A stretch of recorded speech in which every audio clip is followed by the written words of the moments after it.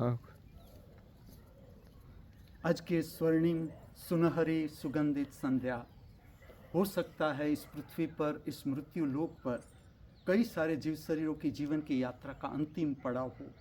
ये भी तो हो सकता है आज के सुनहरी सुगंधित स्वर्णिम संध्या इस मृत्यु लोक पर, इस पृथ्वी पर कई सारे जीव शरीरों की जीवन की यात्रा का नया प्रारंभ हो।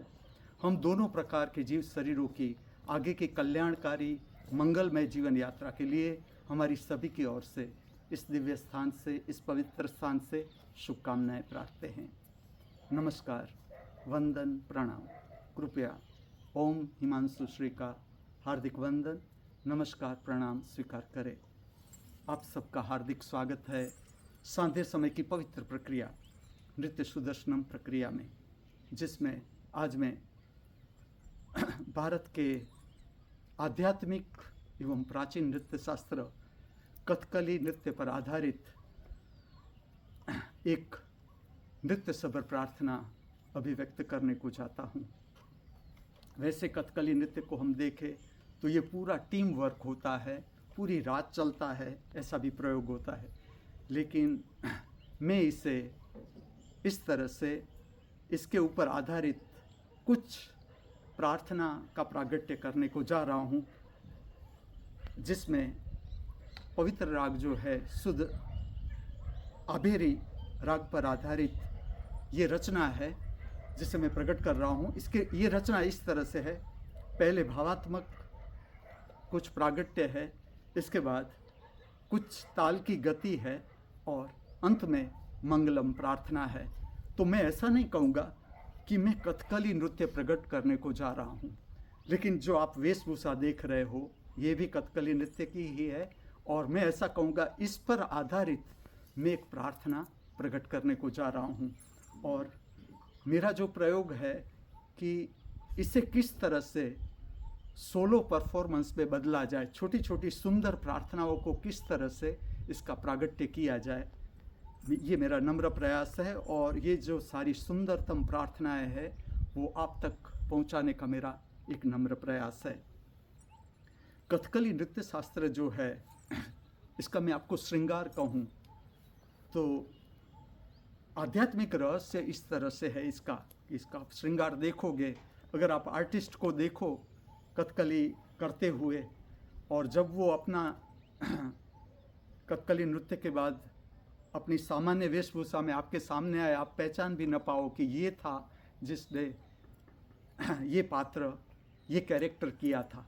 इस तरह का श्रृंगार होता है। क्या कारण है मैं आपको कहता हूँ। इसका आध्यात्मिक रहस्य ये है कि जो ऋषियों का दृष्टिकोण था, किस तरह से काम किया उन लोगों ने, देखे कि जो हमारा शरीर के साथ लगाव है, तादाद में है, हमारे चेहरे के साथ भी है, चेहरे के स्वरूप के साथ भी है, और हमारे शरीर के साथ भी है।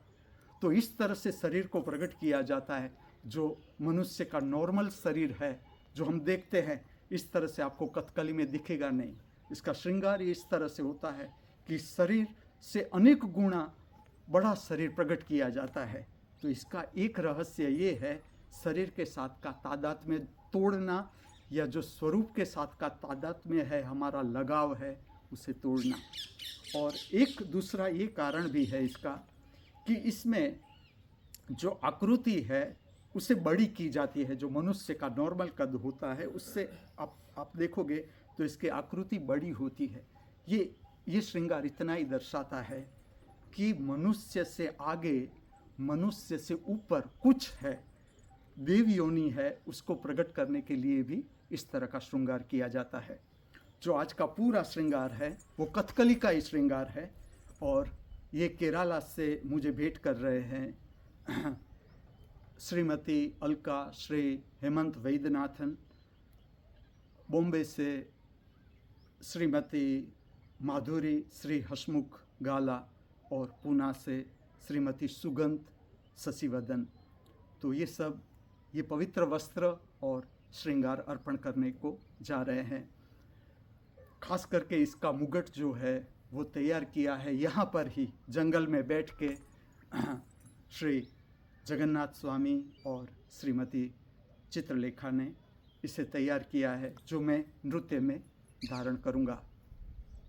और जब भी मैं कथकली का ये मुकुट पहनता हूँ, मेरी आँख के समक्ष जो व्यक्ति आ जाते हैं वो है स्वामी धर्मानंद। कि जब मैं यहाँ आया और नृत्य मंदिर की स्थापना की, मेरा आशय ये था कि भारत के जितने भी नृत्य शास्त्र है उस पर आधारित हर शाम और सुबह नृत्य सबर प्रार्थना प्रकट होनी चाहिए। तो मेरे पास कथकली को प्रकट करने के लिए कुछ भी नहीं था, तो उसने पहली बार मुझे कथकली के लिए मुकुट बना दिया। स्वामी धर्मानंद जो अभी अपने घर पर है, कुछ तबीयत ऐसी है कि वो यहाँ नहीं रह सकते। वो नृत्य सुदर्शनम प्रक्रिया के बहुत चाहक थे और मुझे भी बहुत प्यार करते थे, दोनों पति पत्नी। इस जगत के सर्व कलाकारों के भीतर बहती हुई कला की दिव्य शक्ति को हार्दिक वंदन करते हुए, प्रणाम करते हुए, हमारे सब के भीतर उपस्थित दृष्टा स्वरूप परमात्मा के चरणों में हार्दिक वंदन अर्पण करते हुए मैं आप सबको ले चलता हूँ सांध्य समय की पवित्र प्रक्रिया नृत्य सुदर्शनम प्रक्रिया की ओर।